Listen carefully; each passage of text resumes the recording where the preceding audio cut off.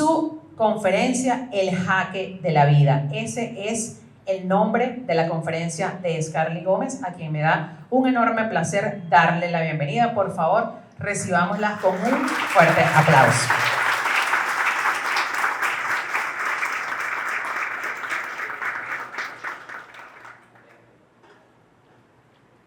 Hola. Feliz tarde. Quiero comenzar con una frase que dice: aprender a morir es aprender a vivir con dignidad y con plenitud cada instante que nos quede. Soy Scarly Gómez y sean todos bienvenidos a esta nueva experiencia que, como ya habrán notado, está enmarcada en el contexto de la gamificación, es decir, del juego. Y normalmente en un juego hay un ganador y un perdedor. Dos palabras tan alejadas la una de la otra desde un punto de vista semántico, es decir, que una es antónimo de la otra. Ganador, perdedor. A ver, ¿podría yo decirles una palabra y ustedes me dicen el antónimo? Si yo digo ganancia, ¿ustedes dirían? Excelente. Si yo digo alegría, positivo, muy bien. Fíjense cómo nos paseamos por distintas emociones, solo de imaginarlo. Recordamos momentos en los que hemos ganado, pero también momentos en los que hemos perdido. Sin embargo, ¿se han preguntado qué emociones surgen cuando pensamos en la pérdida? ¿Cómo influye nuestra educación, nuestra cultura y nuestras experiencias en la forma en la que afrontamos el dolor? ¿Qué hacemos cuando estamos frente a una persona que acaba de atravesar un proceso de pérdida? Normalmente buscamos la manera de que esta persona salga de ese estado. Ante la pérdida, tendemos a sentir esa necesidad de que ese dolor desaparezca. Y tratamos de ser empáticos. Gracias. Y tratamos de ser empáticos con frases como: tienes que ser fuerte. Todo pasa por algo. Si lloras, no lo dejas descansar. El tiempo lo cura todo. Por lo menos no sufrió tanto. Tranquila, eres joven, ya tendrás más hijos. Ahora tienes un ángel en el cielo. Creo que es oportuno el momento para reflexionar si de verdad sabemos qué herramientas emocionales podemos desarrollar para acompañar a otra persona e incluso a nosotros mismos en un proceso de duelo. Y lo primero que debo reflexionar es que yo también he entonado estas frases. Yo también he estado allí sin saber qué decir para acompañar. Porque es cierto, estar ante el dolor del otro nos hace querer borrarle el dolor a esa persona. Sentimos esa necesidad inmediata de tener las palabras correctas para que la persona no siga sufriendo. Ante la tragedia normalmente nos enmudecemos. Y por eso tendemos a decir estas frases vacías, rebuscadas, y que más allá de ayudar, lo que hacen es que la persona que las recibe sienta que su dolor no es validado o que es desautorizado. Entonces ustedes me dirán, ¿qué vamos a decir ante la pérdida? Entonces, ¿qué podemos decir? Y la respuesta es: no hay nada que decir si no nos sale nada bueno que decir. Y aquí me permito citar a mi querida Vero. Ella tiene una frase perfecta para este momento y es: la mejor palabra es la que no se dice. Muy bien, se la saben.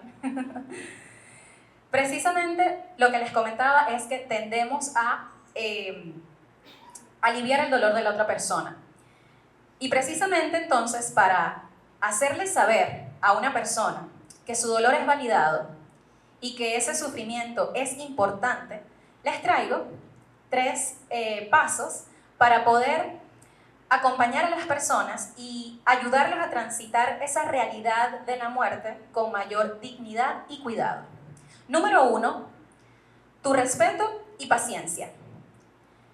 El duelo es un proceso único para cada persona. Es como una huella dactilar. Es distinto para cada persona. La gente lo vive de manera diferente y es un proceso diferente e individual. Entonces, respetar el dolor del otro significa reconocer la profundidad de su pérdida. Debes ser paciente también para entender que esa persona, esos primeros días de la pérdida, no se quiere bañar, no quiere salir de su casa, no quiere comer. Son respuestas esperadas en ese primer mes, en esos primeros meses incluso, porque tampoco es un proceso lineal el duelo, porque hay muchas personas que entran ¿en qué etapa del duelo está? ¿Está en la rabia? ¿Está en la depresión? Y en realidad sí hubo un estudio que reveló que existen distintas etapas, pero no es un proceso lineal. Entonces la persona puede estar un día en tristeza y al otro día siente que ya lo aceptó y después vuelve a la rabia. Entonces, entender ese proceso es importante para acompañar. Número 2, tu presencia y contacto físico. Un abrazo, un gesto de cariño, darle la mano a la persona. Es muy sanador en este momento. Y yo particularmente les tengo un tip que puede ayudar a las personas en el proceso de duelo, y es que si de repente no conseguimos las palabras adecuadas, podemos actuar y ayudar a las personas con alguna tarea cotidiana que esta persona tenga que realizar. Por ejemplo, imagínense la situación de una persona que atravesó la pérdida de un familiar muy cercano. Ya se hicieron todos los actos de sepelio, los trámites, ya cementerio, listo, todo. Y esta persona llega a su casa. Y es allí donde se siente ese verdadero vacío, ese peso de esa nueva realidad a la que tenemos que afrontar, tenemos que acostumbrarnos. Entonces, para esta persona el mundo se detuvo, pero la vida continúa, porque hay que seguir lavando los platos, hay que seguir lavando la ropa, los niños tienen que seguir yendo a la escuela. Entonces, continuar con la vida cuando sientes que tu vida se detuvo resulta muy difícil. Entonces, ¿cómo podemos ayudar? Mira, yo hoy te acompaño, ¿qué necesitas? Yo voy al mercado por ti, te hago la compra, porque tú quieres quedarte en tu casa descansando, o yo te acompaño, te ayudo a barrer, te ayudo a lavar los platos, hoy tómate el día, para que esa persona tenga y se permita sufrir y comenzar su proceso de sanación. Y por último, tu escucha activa. No escuches para contestar, escucha solo para escuchar. Es importante para la persona que acaba de atravesar la pérdida verbalizar lo que sucedió para poder ir sanando. Permite que la persona se exprese con libertad y no hagas muchas preguntas, no invadas, simplemente estar allí disponible para la persona.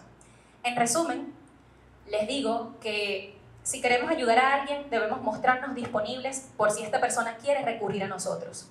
Por experiencia les digo que después que pasa la tormenta, una de las cosas que la persona más va a recordar es a todas aquellas personas que supieron iluminarle el camino. Muy bien, y si estamos hablando del duelo y de la muerte, traigo por acá una definición de lo que es la pérdida, porque si alguien atraviesa un duelo es porque tuvo una pérdida, ¿verdad? Y según la tanatóloga Gaby Pérez Islas, ella define la pérdida como algo que yo tenía y ya no tengo, o algo que yo deseaba pero nunca obtuve. No solamente se trata de la pérdida de un familiar, puede ser la pérdida de una mascota, una amistad que ya no se da más, un divorcio, una mujer que deseaba ser madre y nunca lo logró, o una persona que quería ser futbolista y nunca cumplió ese sueño. Son sueños rotos y también son pérdidas y también son duelos. Pero si de por sí ya del duelo no se habla, imagínense de este tipo de duelos, muchísimo menos. Entonces, ante esto, les tengo una pregunta poderosa. ¿Cuándo creen ustedes que la vida está cerca de la muerte? A ver, ¿cuándo creen ustedes que la vida está cerca de la muerte? Siempre. Ok, exactamente. La vida está cerca de la muerte todos los días. Tengo una amiga que dice, lo único, ¿cómo es? Para morirse lo único que hace falta es estar vivo. Exactamente. Pero ¿qué ha pasado? Que tendemos a ver a la muerte como un fenómeno ajeno, como algo que no me sucede a mí. Y somos vulnerables y frágiles en nuestra cotidianidad. Como les decía, la vida y la muerte coexisten. No existe la una sin la otra. Así como hablábamos al inicio, ganador y perdedor, alegría, tristeza. Entonces, como en un juego tenemos ganador y perdedor. Y hablando de juego, existe una analogía bastante estrecha o cercana con el juego del ajedrez y el juego de la vida. Porque en el ajedrez usamos nuestro pensamiento y la toma de decisiones. Lo mismo sucede en nuestra cotidianidad. Así que podríamos decir que el juego del ajedrez y el juego de la vida son similares en cuanto a pensar y accionar. A continuación les traigo una breve definición de lo que es uno de los movimientos más conocidos, o de los movimientos más conocidos en el ajedrez, la emisión del jaque. ¿Y qué es un jaque? Un jaque es una amenaza directa a la captura del rey. Cuando un jugador tiene su rey en jaque, debe obligatoriamente liberarlo en el siguiente turno. Si no lo hace, cae en jaque mate, perdiendo la partida. O sea, es como el jaque es como una amenaza. Todavía no estás en jaque mate, estás alertado. Entonces, ¿cómo podemos relacionar esto con nuestra vida? Hay momentos en los que la vida nos lanza un jaque, ese movimiento inesperado, como una noticia devastadora, un diagnóstico, obviamente la muerte de un familiar. Y ese jaque esos eventos son como esa pieza sigilosa que avanza, desestabilizando nuestro tablero y también nuestra confianza en la vida. Pero ¿saben qué? Pone a prueba nuestras estrategias. Y así como un jugador en el ajedrez debe hacer una pausa y pensar y analizar su siguiente jugada, nosotros también debemos hacer una pausa y reflexionar. ¿Cómo vamos a encontrar la salida en este momento, aun cuando todas las piezas parecen estar en nuestra contra? ¿Qué les parece si a continuación recordamos algunos de los jaques que ha dado la vida? A ver, cientos de personas se embarcaban, miles de personas se embarcaban en este viaje inaugural de un barco que, según las personas, era imposible de hundirse. Sí vieron la película, ¿verdad? Bueno, Emily todavía no la ha visto. Más de 1.500 personas un 10 de abril se despedían sin saber que en 4 días sus cuerpos estarían hundidos o flotando en el océano Atlántico. Siguiente. Una mañana normal y común y corriente del mes de septiembre del año 2001, las personas que asistieron a su trabajo reconocen este evento, ¿verdad? Ok. O las personas ese día, las personas que se embarcaron en ese vuelo no llegaron a su destino, o las personas que fueron a trabajar no volvieron a casa. Agosto de 2012, un olor a gas propano alertó a los ingenieros de guardia de la refinería Amuay, acá en nuestro estado Falcón. Creo que también todos pueden recordar este evento, donde una explosión acabó con la vida de más de 50 personas. Y no solamente las personas que estaban en la refinería, las personas que iban alrededor en su carro, tal vez regresando a casa, tranquilamente, y lamentablemente la vida les dio un jaque. Año 2020, ¿cómo olvidarlo? Un año que empezó con todo, con fuerza, y en marzo una pandemia mundial acechaba nuestra salud. No voy a decir la cantidad de personas que fallecieron porque sabemos que es masiva, pero sí aquellas personas que atravesaron esta enfermedad y luego aprendieron a valorar algo tan simple como respirar. Entonces fíjense cómo la vida está llena de realidades y de momentos de contrastes, podríamos hasta decir, sin sentido y absurdos, cuando entregas algo, pero la vida te da lo contrario. Como por ejemplo, unos padres primerizos que esperaban con tanta ilusión a sus gemelos. Y sí, esta madre soy yo y esta es mi historia. Este es el jaque que la vida me dio. Marzo de 2024, a mis 28 semanas de un embarazo gemelar, 2 varones, Benjamín y Emmanuel. Un embarazo tranquilo, normal, donde cada consulta todo salía mejor que en la anterior.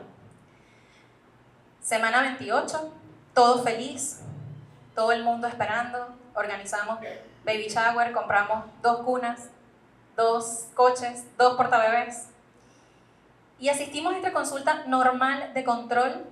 Cuando llegamos al consultorio, de hecho, mi obstetra está aquí presente y nunca voy a olvidar sus palabras cuando me dijo: estás en la luna de miel de tu embarazo. Todo iba perfectamente bien. Y en la semana 28 me diagnostican con síndrome de transfusión intergemelar, estadio número 2. ¿A qué se refiere esto? El doctor me dijo que tenía que hacerme una intervención de emergencia en mi placenta porque los bebés estaban intercambiando nutrientes o intercambiando sangre a través de la placenta o del cordón umbilical, de los cordones umbilicales. Y esta cirugía de emergencia solamente la hacen, aquí en Venezuela solamente la hacen en Caracas. Una cirugía fetal solo la hacen en la ciudad de Caracas. Bueno, salimos de emergencia lo más rápido que pudimos. Al día siguiente metí pocas cosas en la maleta creyendo que iba y volvía dentro de una semana. Llegamos a Caracas el día jueves, lo de la consulta fue un miércoles, el día jueves llegamos alrededor de la 1, 2 de la tarde a la clínica metropolitana en Caracas y cuando me hacen la ecografía, uno de mis bebés había muerto. O sea, ¿cómo le explicaba yo a mi cerebro que un miércoles en la mañana estás tranquila desayunando en tu casa con tu esposo, aquí en Coro, alistándote para irte a una consulta de control, y un jueves al mediodía estás en una clínica, en un quirófano, en Caracas, sometiéndote a una operación en la que me sacaron 2.5 litros de líquido amniótico y con un bebé sin vida en mi vientre? Tremendo jaque, ¿verdad? Tremenda jugada que me dio la vida en ese momento. Luego de esta intervención, mi otro bebé, Emmanuel, se quedó conmigo, se quedó en mi vientre durante 2 semanas y 3 días más y nació de 30 semanas, un bebé prematuro, en el Hospital Pérez Carreño de Caracas, un hospital en el que mi esposo, mis hermanas y yo atravesamos los 4 días más traumáticos, pero al mismo tiempo los más bonitos, porque fueron los 4 días donde mi bebé Emmanuel estuvo con nosotros. Lamentablemente, el 10 de abril partió al cielo con su hermanito Benjamín, porque esta era la voluntad de Dios. Voluntad que cuesta trabajo aceptar, porque va en contra de lo que yo quiero. Pero ¿saben algo? No siempre se trata de lo que yo quiero, sino de lo que Dios quiere y tiene preparado para mí. Cuando mi hijo murió, yo comencé un arduo camino del duelo, enfrentándome a lo absurdo, enfrentándome a cómo entender que yo había dado vida, pero la vida me había entregado lo contrario. No podía entender cómo otras madres sí tenían a sus hijos y yo solo tenía duelo, vacío y tristeza.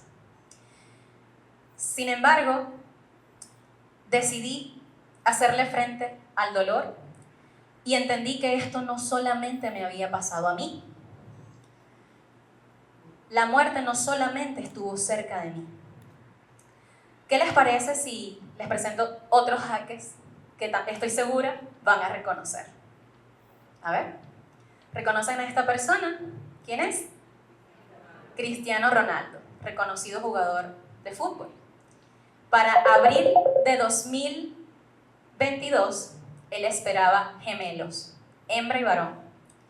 Y durante el parto, el bebé varón falleció. Y él anunció esta noticia refiriéndose como a la mayor tristeza que unos padres puedan sentir. ¿Seguimos?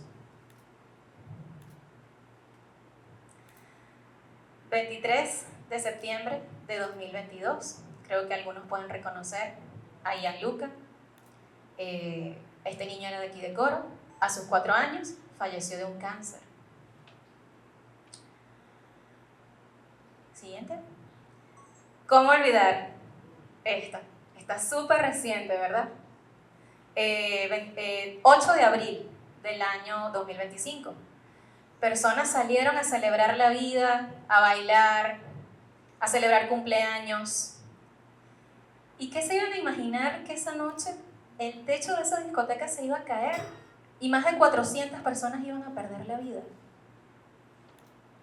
Y finalmente, les comparto la historia del futbolista Diogo Jota, jugador del Liverpool, quien se casó el 23 de junio de este año, de 2025, y el 3 de julio, es decir, 11 días después, falleció en un accidente de tránsito, dejando a su esposa y a sus 3 hijos. Parece absurdo, ¿verdad? ¿Cómo entender algo que se suponía que iba a ser así, pero la vida me entrega otras jugadas? Y ante estos eventos, ante estos jaques, sí, resulta difícil aceptar esa voluntad de Dios. Yo recuerdo que sentía una gran resistencia hacia la aceptación de lo inaceptable. Y en este camino del duelo me di cuenta que me hacía bien hablar con otras personas que fuesen delante de mí en el camino del duelo. Porque se hacía tan difícil entender o aceptar esa voluntad. Porque, ¿cómo vemos a la muerte? ¿Cuál es la relación que yo tengo con la muerte?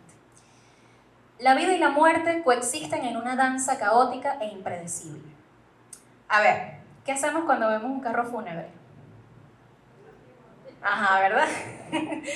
No, mira, eso lejos de mí. Sape gato, exactamente. O voy a contar una anécdota que me contaba mi amiga Maya en uno de los ensayos, y ella me decía que ella y una de sus compañeras de colegio, siempre que veían el carro fúnebre, su amiga le decía: ahí no me monto ni muerta. Ilógico, ¿verdad? Pero fíjense cómo nuestra sociedad suele ver a la muerte como algo terrible, como una condena, como si fuese, lo mencionaba hace rato, un fenómeno ajeno a mí. Los cementerios suelen estar en las periferias. Entonces no tenemos como que esa relación con la muerte. Y estoy segura que aquí todos sabemos esto con certeza, pero lo decimos de la boca para afuera. Lo único seguro en esta vida es la muerte.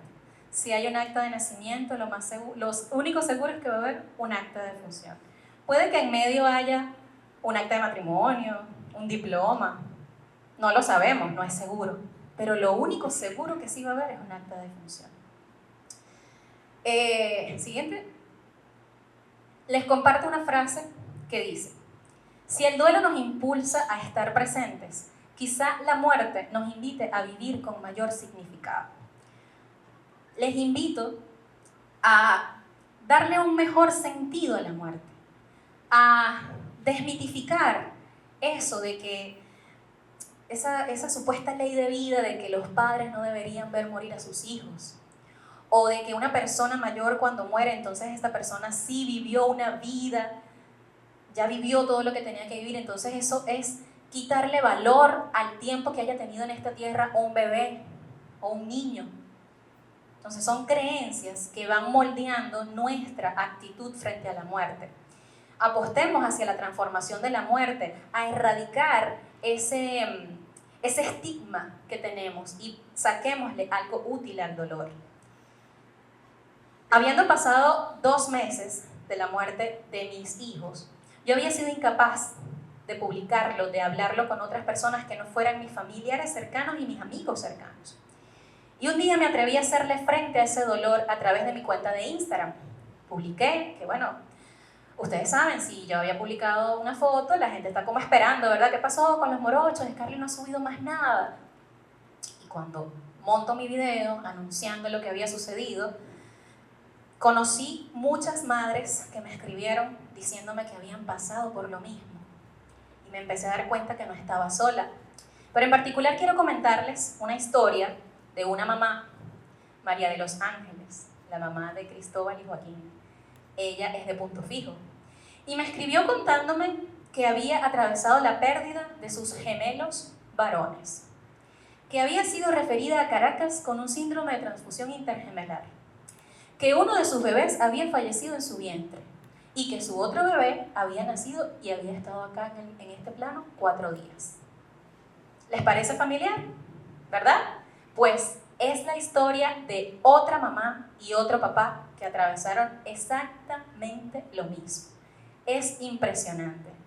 Para mí eso fue una gran señal y eso me hizo a mí avanzar en mi proceso de duelo.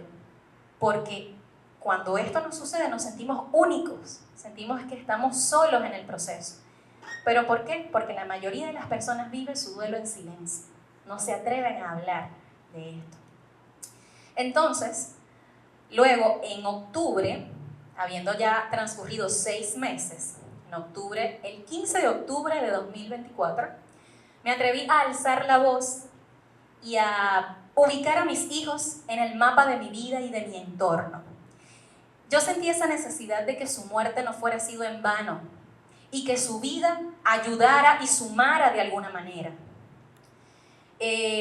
Conocí a otras personas que habían atravesado el duelo, por ejemplo, hablando de lo que es resignificar la muerte.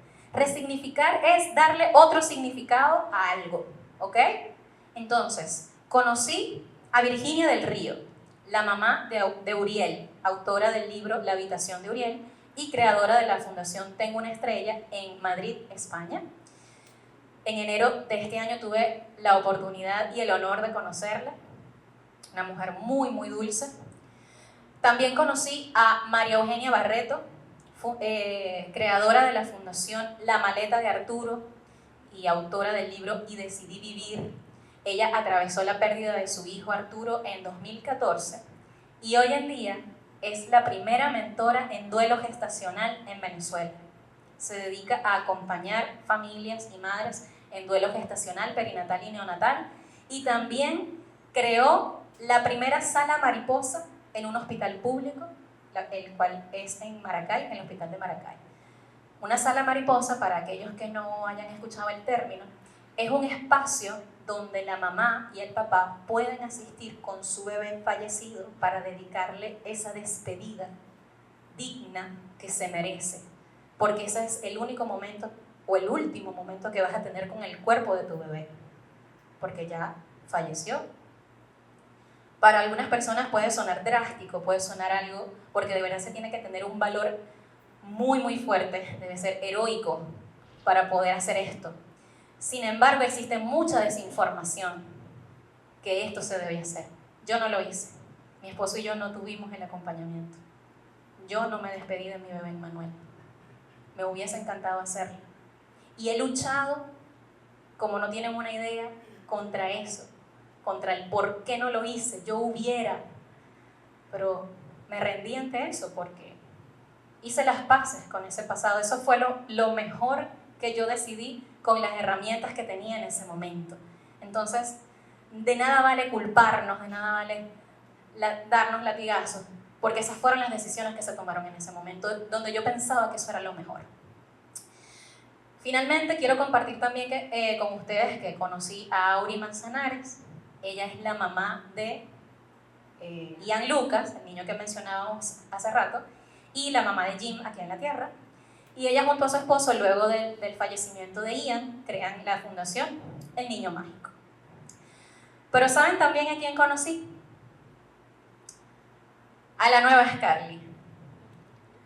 A aquella que entendió que el dolor es un gran maestro y que las cosas pueden seguir haciéndote sufrir, pero tú decides si extraer un significado de eso.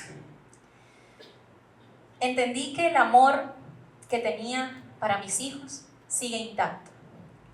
Decidí ser esperanza y ayudar a otras familias. Y es así como nace mi proyecto Préstamo del Cielo. Un proyecto que brinda apoyo y refugio a aquellas madres o familias que han atravesado la misma situación de pérdida que yo. Y que a través de mi historia ellos puedan sanar la suya. Aprendí también que el amor que tenía guardado para Benjamín y Emmanuel sigue intacto, sigue creciendo. De hecho, es lo que ha sanado mis heridas. Porque hoy en día, mi esposo Joan y yo honramos la memoria de Benjamín y Emmanuel, porque el amor sobrevive al frío, sobrevive a la tragedia, sobrevive al dolor. El amor es lo único con lo que la muerte no puede acabar. Muchísimas gracias.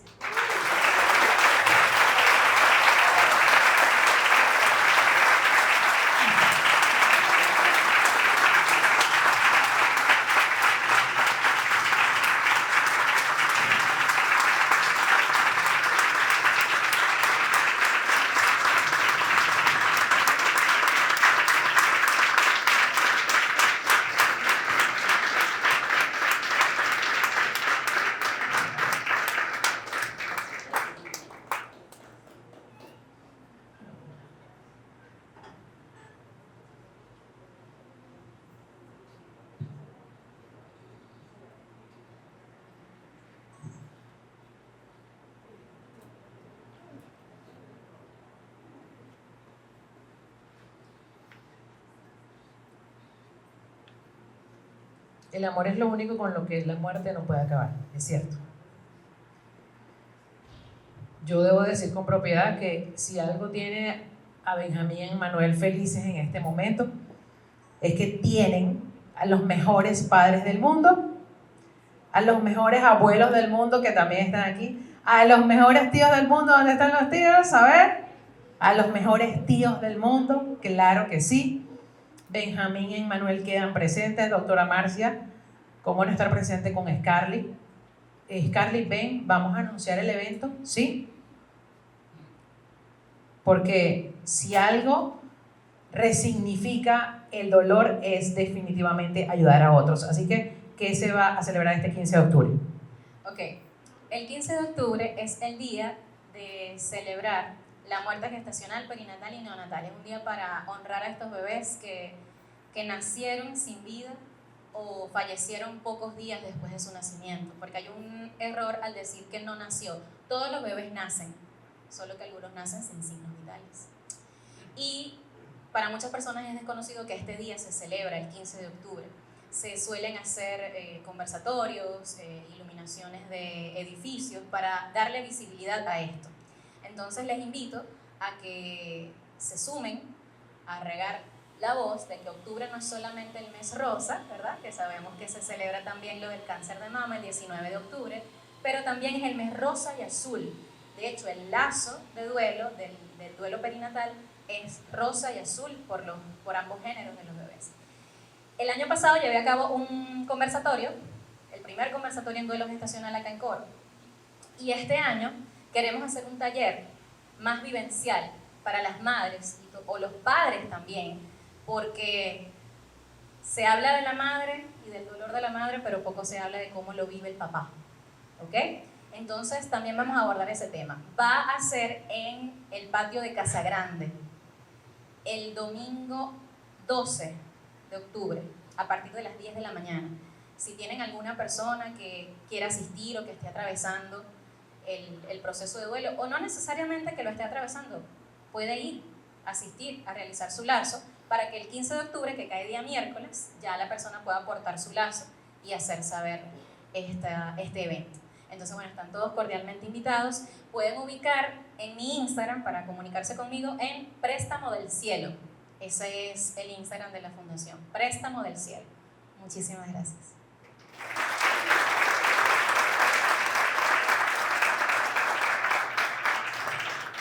Muy bien.